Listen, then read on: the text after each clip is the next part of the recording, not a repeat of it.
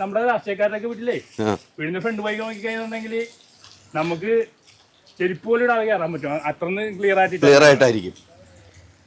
ഈ കൗൺസിലറിന്റെയൊക്കെ വീടിന്റെ ഫ്രണ്ടില് കാണയൊക്കെ ഇതുപോലെ നടക്കണം. കാണയില്ല അവർക്ക്. അതൊക്കെ അത് സ്ലാവിട്ട് മൂടിയിട്ട് ടൈല് ഇട്ട് കൊടുത്തേക്കുന്നത്. അതാ അവസ്ഥ. ഇത് ഡെയിലി ഇങ്ങനെ ചെയ്യേണ്ടി വരുമല്ലോ മഴ വന്നു കഴിഞ്ഞാൽ?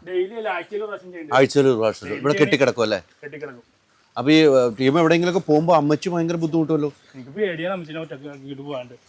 ഈ വെള്ളമൊക്കെ ഉള്ളതുകൊണ്ട് അമ്മച്ചിക്ക് ഈ വയസ്സായല്ല, തീറ്റി വീണതിന്റെ ഉള്ളിലേക്ക് വീണതിന് ആര് നോക്കാനാ? നല്ല താഴെ ഉണ്ടായിരിക്കും. അതുമല്ല ഇതിൽ മതിൽ കെട്ടാന്ന് ആൾക്കാർ പറയും. മതിൽ കെട്ടിക്കഴിഞ്ഞാൽ അവസ്ഥ വെച്ചിട്ടുണ്ടെങ്കിൽ ഇത് പൊളിച്ചോളയും. മതിൽ പിന്നീട് അപ്പൊ തന്നെ പൊളിച്ചോളയും. ഈ സ്റ്റാവിടാൻ നേരത്ത് പൊളിച്ചോളയും.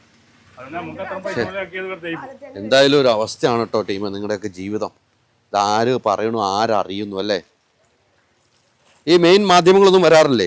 ഞാൻ ആരും അറിയിക്കാറില്ല. എനിക്ക് ഇങ്ങനെ ആൾക്കാരെ അറിയിക്കുന്ന ഇഷ്ടമല്ല. എനിക്കൊരു ചാനലുള്ള ഞാൻ ഇങ്ങനത്തെ അവസ്ഥയൊന്നും എന്റെ ചാനലിൽ പോയി. ഞാൻ ഇന്ന് ഈ കല്യാണത്തിന്റെ വീഡിയോ ഞാൻ വന്നപ്പോ കണ്ട അവസ്ഥ കാരണം ചെയ്താണിത്.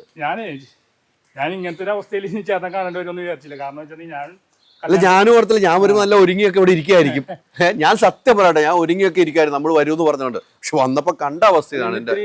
മഴയും കൂടുതലാണ്, അതാണ് കൂടുതൽ മാലിന്യങ്ങൾ വന്നത്. അതുകൊണ്ട് ഞാൻ തന്നെയാണ് പോരാന്ന് കൊടുത്ത്. ഉച്ചേന്റെ ഒരു പ്രോഗ്രാമിന് പോകാനുള്ളതാ. പോകാനും ഉള്ളതല്ലേ? 3 പ്രാവശ്യം കുളിച്ചാലും മണം മാറുള്ളൂ.